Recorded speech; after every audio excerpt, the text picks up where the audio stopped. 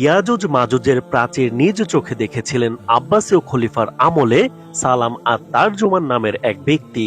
৩৬ দিনের যাত্রার পর তিনি ইয়াজুজ মাজুজের এলাকায় এসে পৌঁছান।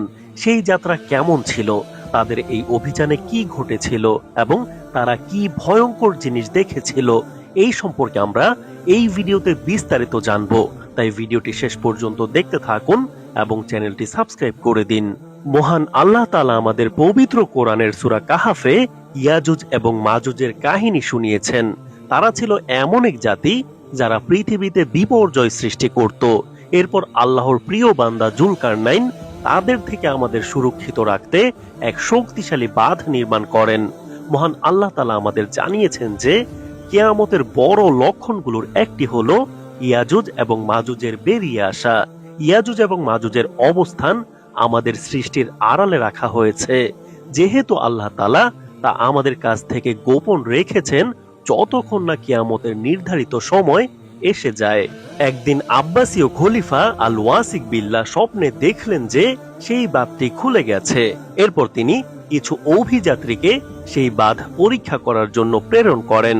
শায়েখ আবু আব্দুল্লাহ আল জাহাবি উল্লেখ করেন যে মাসালিক আল মামালিক গ্রন্থে লেখকের বর্ণনা অনুযায়ী খলিফা আব্বাস আল ওয়াসিক বিল্লাহ 842 খ্রিস্টাব্দে স্বপ্নে দেখলেন যে জুলকারনাইন নির্মিত সেই প্রাচীর খুলে গেছে, যা মুসলমানদের এলাকা ও ইয়াজুজ মাজুজের এলাকার মধ্যে অবস্থিত ছিল। স্বপ্নে দেখা এই ঘটনা তাকে আতঙ্কিত করে তোলে। এরপর তিনি সালাম আত-তারজুমান নামক একজন অভিযাত্রীকে বাঁধটি পর্যবেক্ষণের জন্য প্রেরণ করেন। সালাম আত-তারজুমান শহর থেকে যাত্রা শুরু করেন। তার সঙ্গে ছিল কয়েকজন সঙ্গী এবং 100টি খচ্চর, যেগুলোতে খাদ্য ও পানীয় বহন করা হয়েছিল। খলিফা তাকে একটি চিঠি দেন, যা তিনি আর্মেনিয়া শাসকের কাছে হস্তান্তর করেন, যাতে তিনি তাদের প্রয়োজন মেটাতে এবং তাদের অভিযান সহজ করতে সাহায্য করেন। আর্মেনিয়ান শাসক তাদের যত্ন নেন এবং তাদের অভিযানের জন্য শারির অঞ্চলের শাসকের কাছে একটি সুপারিশপত্র প্রদান করেন।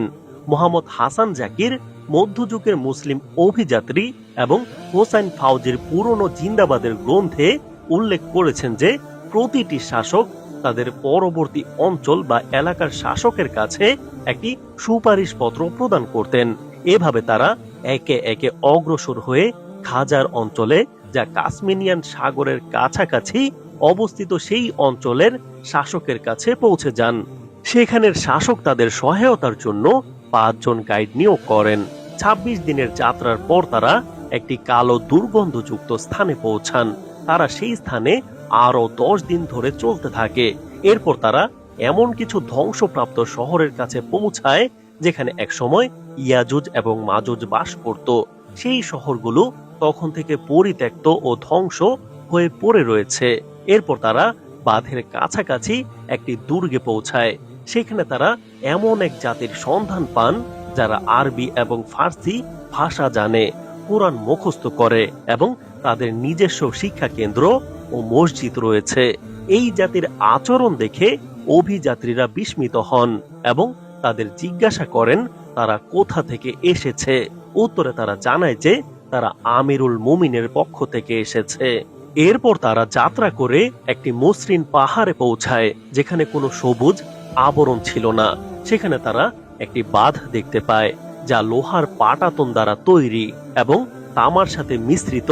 এটি অত্যন্ত উঁচু এবং এর মাঝখানে একটি বিশাল দরজা ছিল, যা 2টি কড়া দ্বারা বন্ধ ছিল। দরজার প্রস্থ ছিল 100 হাত, দৈর্ঘ্য ছিল 100 হাত এবং পুরুত্ব ছিল 5 হাত। দরজার উপরে একটি তালা ছিল, যার দৈর্ঘ্য 7 হাত এবং পুরুত্ব ছিল হাতের একই মাপে। তারা আরো অনেক কিছু উল্লেখ করেন। সেই স্থানে প্রতিদিন একটি প্রহরী দলের দ্বারা তালার কাছে পাহারা দেওয়া হতো এবং তাদের কাছ থেকে একটি ভয়ঙ্কর এবং বিরক্তিকর শব্দ শোনা যেত। তখন তারা বুঝতে পারত যে সেই দরজার পেছনে আরো প্রহরী ও রক্ষীরা রয়েছে। দরজাটির কাছাকাছি 2টি বিশাল দুর্গ ছিল, যাদের মাঝে একটিতে স্নিগ্ধ ঝর্ণার পানি ছিল। একটি দুর্গে ছিল কিছু পুরনো বিল্ডিং এর অবশিষ্ট, যেমন মাকড়ি পাথর ও লোহা। তারা সেই অঞ্চলের লোকদের জিজ্ঞাসা করেছিল, আপনারা কি ইয়াজুজ এবং মাজুজকে দেখেছেন?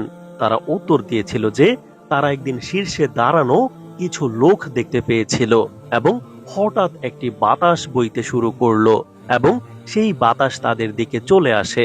তারা দেখতে পায় তাদের মধ্যে মানুষ ছিল 1 হাত ও অর্ধেক হাত লম্বা।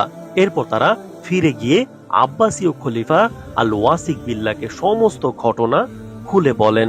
এটা স্পষ্ট যে ইয়াজুজ মাজুজ কিয়ামতের একেবারে পূর্ব মুহূর্তে বের হবে।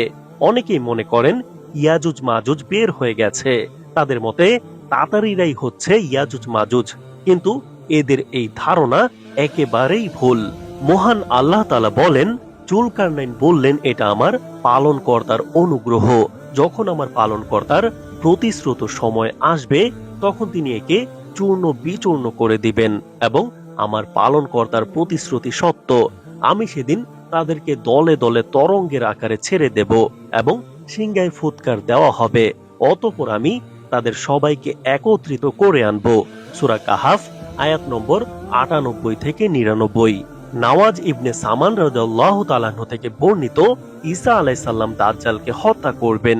অতঃপর আল্লাহ তাআলা তার নিকট ওহী প্রেরণ করবেন, আমার বান্দাদেরকে তুর পাহাড়ে সরিয়ে নাও, কেননা আমি এমন একদল বান্দা অবতীর্ণ করছি যাদের বিরুদ্ধে যুদ্ধ করার ক্ষমতা কারো নেই।